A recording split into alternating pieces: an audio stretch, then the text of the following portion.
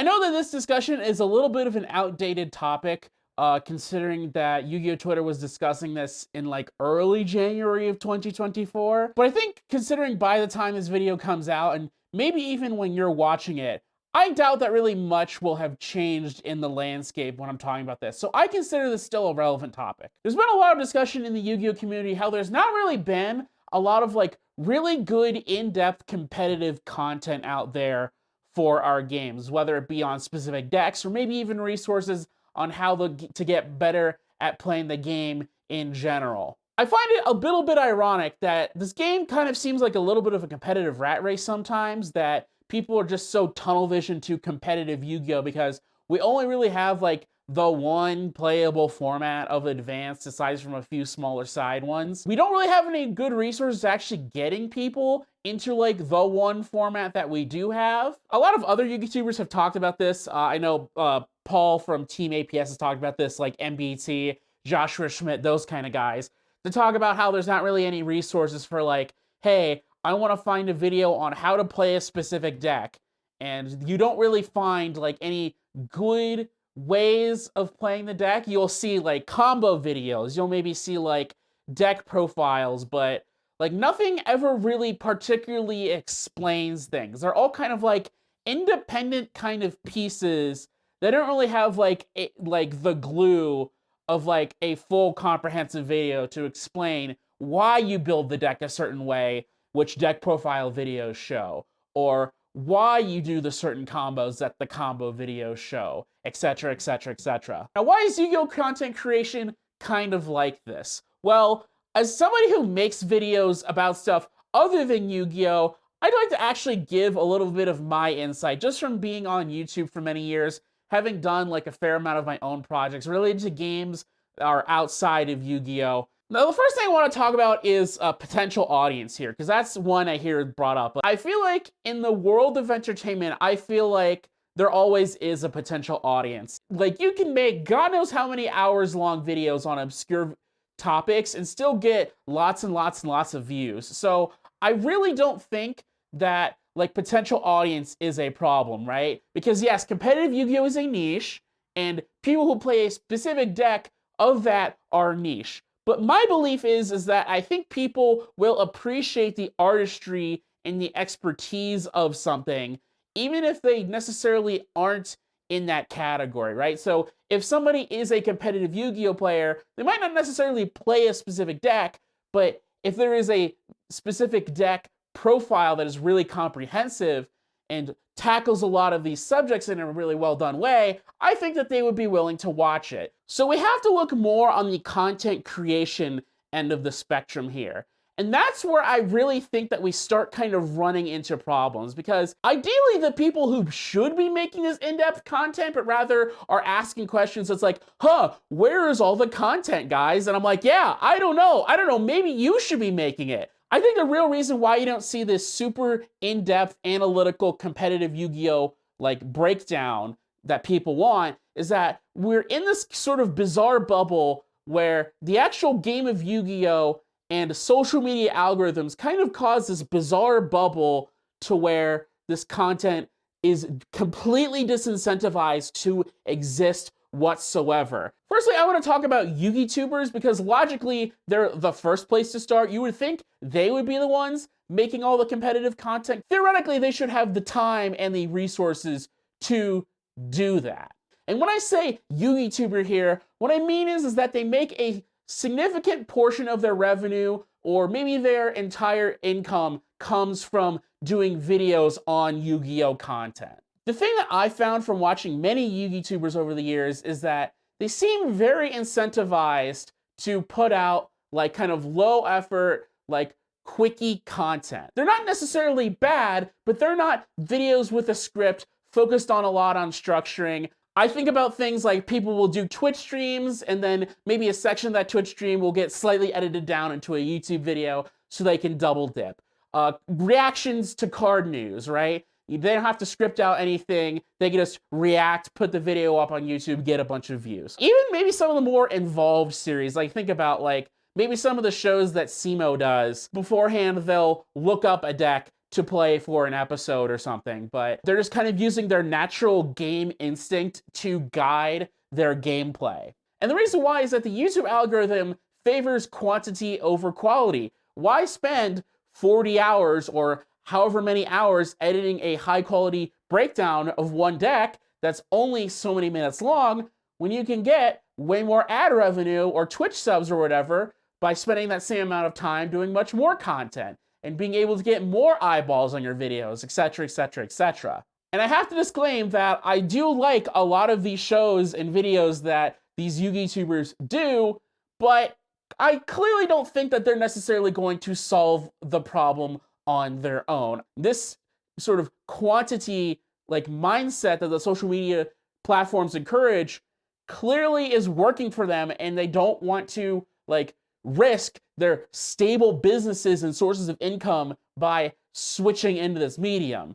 Well, the obvious other category of video creators is independent YouTubers, or I guess better call it YouTubers who don't do it as their full-time job. It's like a fun side hobby for them. People like me, I don't make my full-time income from making Yu-Gi-Oh! YouTube videos, or the dozens and hundreds and thousands of other people who make Yu-Gi-Oh! YouTube videos. The bizarre upside for us as content consumers is that these small YouTubers, because their financials are not tied to social media algorithms, they are disincentivized from focusing on quantity over quality. That you could just have somebody pop up one day, make, I don't know, a 3-hour tier limits deck breakdown, disappear one day, and we have this great video that totally exists. It doesn't matter if that video person made like a bunch of money from that video or not, or how long they spent on it, because they just do this for fun on the side and they really care about the deck.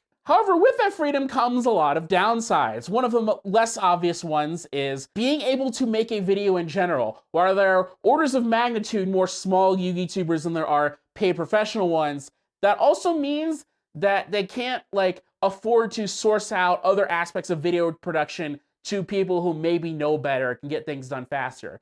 So finding somebody who is at least okay at doing video editing, writing, recording, play testing, even just general Yu-Gi-Oh! Skill to give some insightful advice to people who maybe don't have any sort of idea about the potential what a deck can do.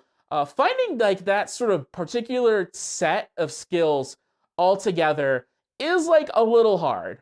But even then, just cutting that down, that's still like a lot of people. However, that kind of brings up the other monster problem of making Yu-Gi-Oh! Content, and that's the speed at which Yu-Gi-Oh! Moves. New product for Yu-Gi-Oh! Comes out like at least once a month, if not every 2 weeks. Combine that with ban lists, combine that with different events, regionals, YCSs, where maybe some new version or new breakthrough in a deck will be discovered. There's just stuff happening on the competitive level constantly. Now, I kind of have experience with this on a smaller content creator angle, although not specifically with Yu-Gi-Oh! Last year, in 2023, I released a video about the combat system of Final Fantasy VII Remake, specifically where I talk about a lot of the mechanics related to the playable characters. I had spent about 2 years on and off working on that video, so you can kind of see the similarities, right? I spent a lot of time and effort like on a specific particular subject related to gaming, really went in depth with it. Now, the thing that makes the FF7 remake video somewhat realistic is that it is a video game that got stopped getting updated in 2021 and is a single player game where theoretically you can find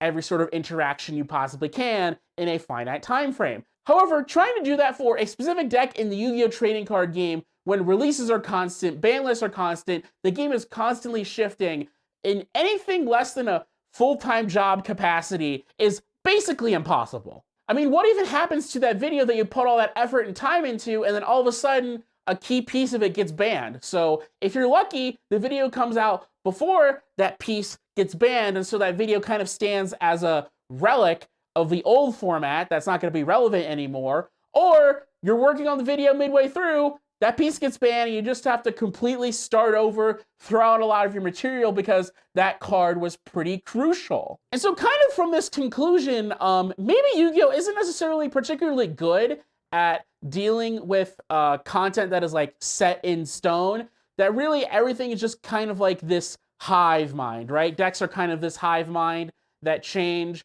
depending on like the ban list and what releases, what other decks exist in the format, what other players are doing, the way that they're building things. It's just kind of this continuous fluid thing that constantly changes. So really the only thing that is set in stone that seems to work for Yu-Gi-Oh! Specifically is just like deck lists for events that have already happened, because the event happening kind of changes the format. And so when you post a deck list, it's like, hey, this deck list was done by this specific player and got this specific placing. And so that can maybe give you a guide on how to build it, what kind of results got, etc., etc., etc. But maybe Yu-Gi-Oh! Doesn't necessarily have to just be the sort of this fluid thing that has no like consistent written material. I know MBT has talked about, from a Magic the Gathering perspective, you have these super long documents called primers where they'll get updated maybe semi-regularly, and they'll just go super in-depth on a way to play the deck, and there's just tons and tons and tons of them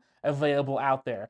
So really, the question should be, what makes Magic the Gathering different than Yu-Gi-Oh! For Magic the Gathering to kind of have this culture of this in-depth competitive content compared to Yu-Gi-Oh! Now, I'm not necessarily the best to speak on this because I don't play Magic the Gathering. I watch some Tolarian Community College videos every once in a while, and I'll see the Magic the Gathering players across like the other side of the store from where I'm playing at my locals. So not a lot of experience with that. However, I will say that I think there's maybe two observations that I've made that might be entirely wrong. Magic the Gathering players, call me out in the comments if I'm wrong here, that seem to point to why Magic seems to not have this problem. And hey, maybe this sounds crazy, but maybe average age kind of plays a factor here. I noticed that Magic the Gathering players that show up to the Yu-Gi-Oh! OTS that I go to tend to be about like 5 to 10 years older than the average Yu-Gi-Oh! Player.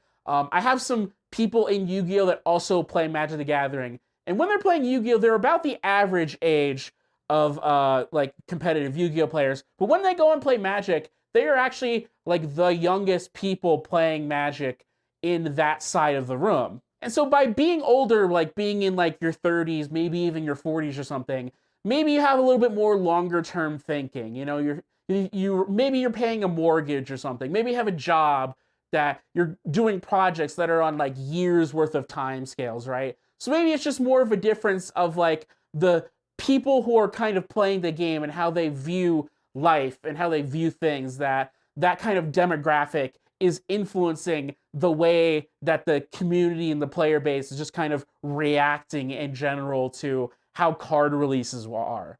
And the other major factor is that Magic the Gathering, from what I understand, doesn't really have archetypes in the same way that Yu-Gi-Oh! Does. So with Yu-Gi-Oh! Ban lists, if you were to say ban Mathmech Circular, that Mathmech just drops off the face of the earth because everything's all tightly integrated together. You can't really find a replacement for Circular, so the deck just drops off the face of the earth, you go play something else.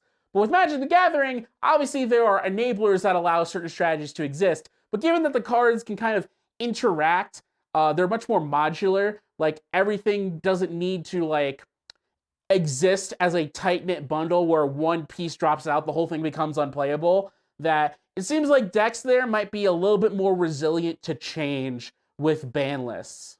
So anyways, guys, that's it for the video. Do you guys think this is necessarily a problem for the Yu-Gi-Oh! Player base, or is everybody just going crazy? Do we need more in-depth guides or something like that? If you do, please leave a comment giving me your thoughts. If you like the video, like it. Please subscribe if you want more Yu-Gi-Oh! Content kind of like this. Maybe a little bit more out of bounds, outside of the game, but still kind of related to the game.